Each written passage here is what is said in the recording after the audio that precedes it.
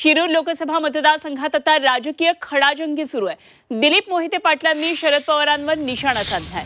कांदा आणि दुधाच्या बाजारभाव समस्येला शरद पवार जबाबदार असल्याची टीका मोहिते पाटील यांनी केली।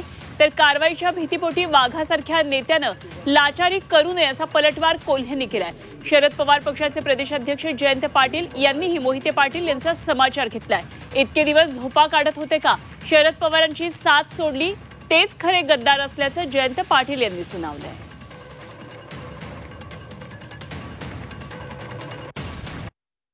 पवारसाहेबांना आम्ही सुद्धा मानतो ना, काय आमचं वैर आहे? एक महाराष्ट्राला मोठा नेता आहे, तर आमची पवारसाहेबांकडे अपेक्षा होती।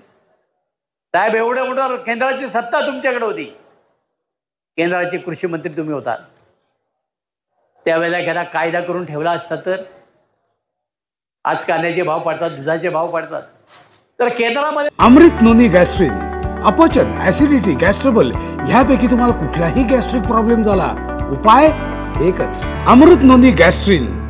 तुम्ही म्हणाल ते म्हणून सगळे ऐकत होते, तर एखादा कायदा करून ठेवला असता तर आज अडचण आली असती, नाही तुम्ही केलं।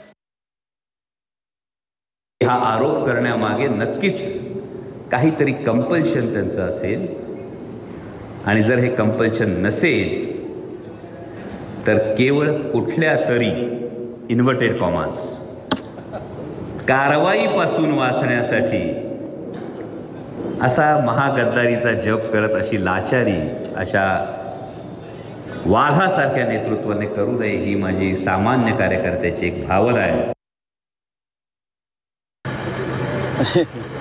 कुठे गद्दारी केली अमोल कोल्हेंनी?